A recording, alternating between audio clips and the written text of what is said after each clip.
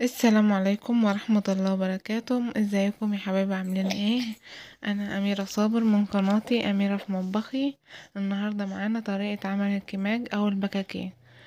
قبل ما نبدأ الفيديو هنسمي بالله ونصلي على الرسول ونبدأ مع بعض الفيديو. هنا نص كوباية مية ومعلقة ونص خميرة وثلاث معالق سكر. هنضيفهم على بعض وهنقلبهم كويس قوي وهنسيبهم يتفاعلوا مع بعض ويعملوا فقاعات فوقهم. وعلى ما نجهز الدقيق والحاجة بتاعتنا. هنا بقى هنروح مع بعض وهنجهز الدقيق بتاعنا.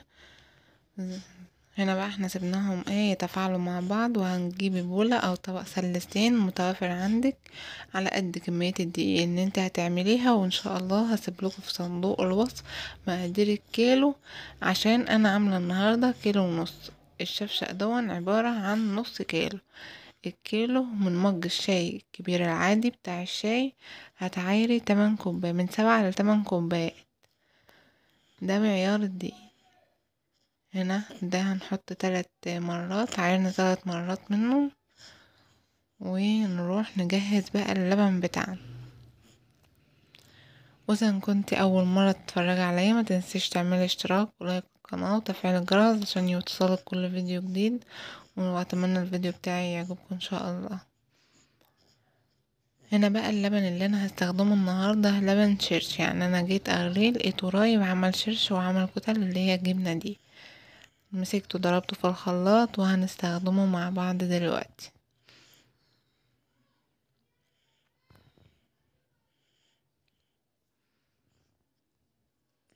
النهارده التسويه بتاعتنا هتبقى في فرن البوتاجاز، مش فرن عادي ولا فرن اللي هو الكبير من غير بوتاجاز دون، لا فرن البوتاجاز. هنا ده اللبن بتاعي، دي الخميرة بتاعتي زي ما انتم شايفين عملت فقاعتين على الوش. يبقى كده الخميرة بتاعتنا شغالة وينفع نعجن بيها.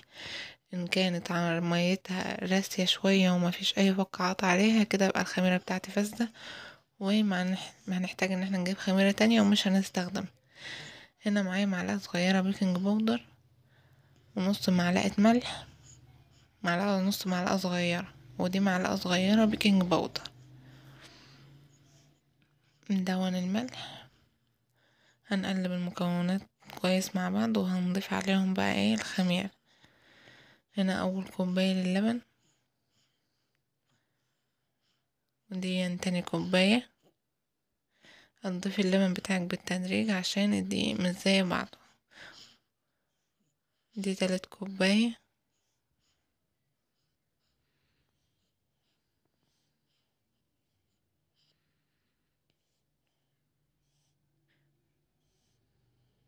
دي الرابعة.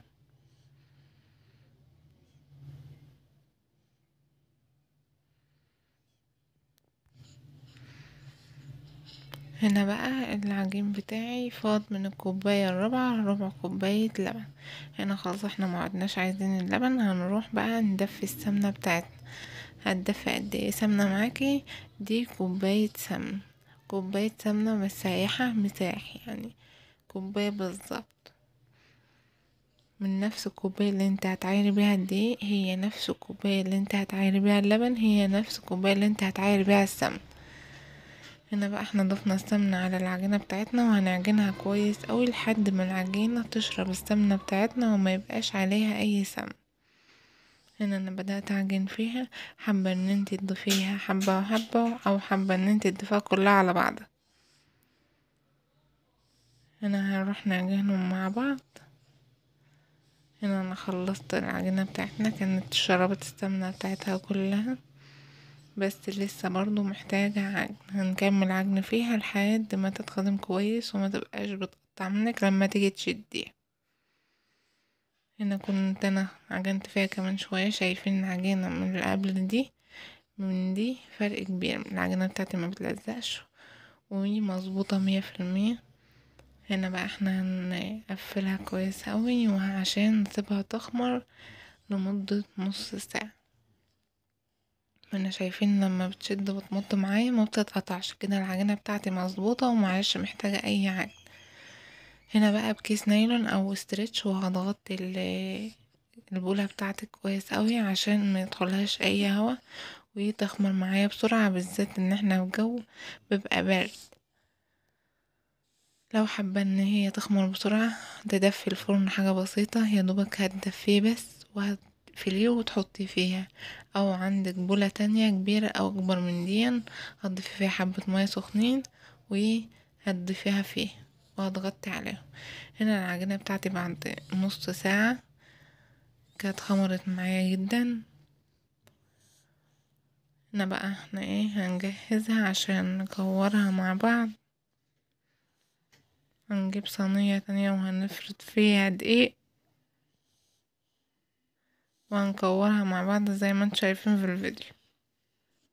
حابة ان انت تكوريها بالطريقة دي او بالطريقة التانية هنشوفها مع بعض في الفيديو بتاعنا. هنا انا باخد بايدي كده بكورة بتكون قد التانية، يعني بيكونوا متساويين، حاول ان انت تساوي. هنا دي طريقة تانية برضو هتعمليها رول على الرخامة وهتقطعيها بالقطاع عادي لقطع متساوية برضو، عشان لما تيجي تكوريها تكون القطعة بتاعتك متساوية والقرص قد بعض. هنا برضو هنلفها بنفس الطريقة. هنا زي ما انتم شايفين هنكمل بقية الكمية ونرجع لكم تاني. هنا انا كنت خلصت الكمية بتاعتنا والقرصة الصغيرة دي كانت اخر حاجة. هنا انا عملت الصينيتين دول.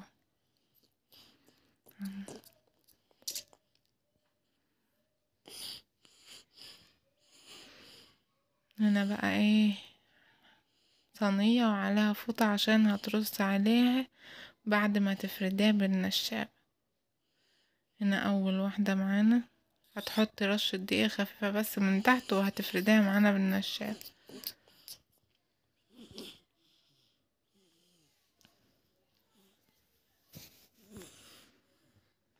هنا هتفرديها كويس اهون هنرصها على الصينية اللي احنا فردين عليها الفوطة بتاعتنا.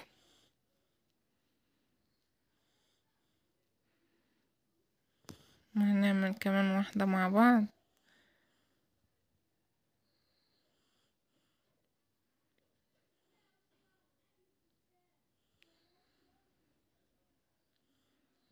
وهنكمل بقية الكمية وهنرجع لكم تاني. السمك بتاعها حاول ان انت تسوي السمك بتاعها وتخلي السمك بتاعها واحد علشان اما تخمر تكون متساوية في الشكل وفي الحجم. هنروح نكمل مع بعض ونبقى نرجع لكم تاني. هنا انا كنت خلصت الكمية بتاعتنا، حطيت فوطة فوق فوطة وايه رصيت عليهم. هنروح بقى نجهز الفرن بتاعنا عشان نسوي فيه. هتسيبيه الاول تخمر، ده بعد ما خمر بعد نص ساعة هنجهز الفرن بتاعنا بقى. انا حطيت الصينية اللي انا هسوي فيها في قلب الفرن. فرن البوتاجاز هتشغل الشواية على نار عالية والفرن من تحت اهون على نار عالية برضو، وهنرص فيهم الكمام كده زي ما انتوا شايفينه، وهتقلبين كل 5 دقايق علشان يستوي تسوية مظبوطة وياخد لون متساوي، لون مظبوط وكله يبقى ايه من فوق متحمر وقابب من اول واحدة لاخر واحدة. هنا بدأ معايا يبقى هون في الفرن يتنفخ.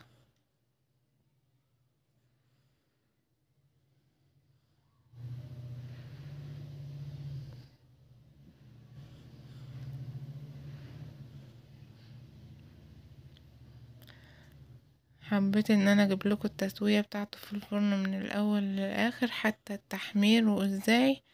هنا انت بتخلي الفرن عالي على درجة او اكبر درجة حرارة وما بتهديش، لان الكماج محتاج نار عالية عشان يتنفخ معاكوا زي ما انتوا شايفين كده وياخد لون كويس من فوق.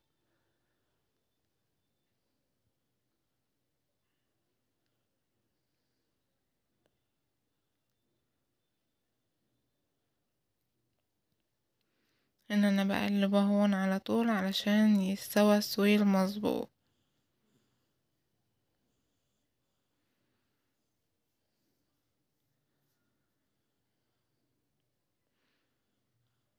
دي تاني دور. ولو انت اول مرة تتفرج عليا اشتركي في القناة وفعلي الجرس عشان يوصلك كل فيديو جديد، واعملي لايك في الفيديو واكتبلي في التعليقات ايه رأيكم في الفيديو بتاع النهاردة.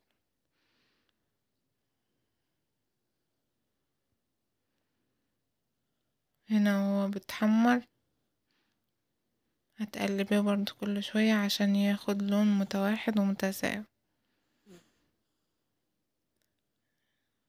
هنا معاكي اي حاجة هتقلبيه بيها علشان تلفي الكماج او البكاكين بتاعك لحد ما ياخد لون مظبوط.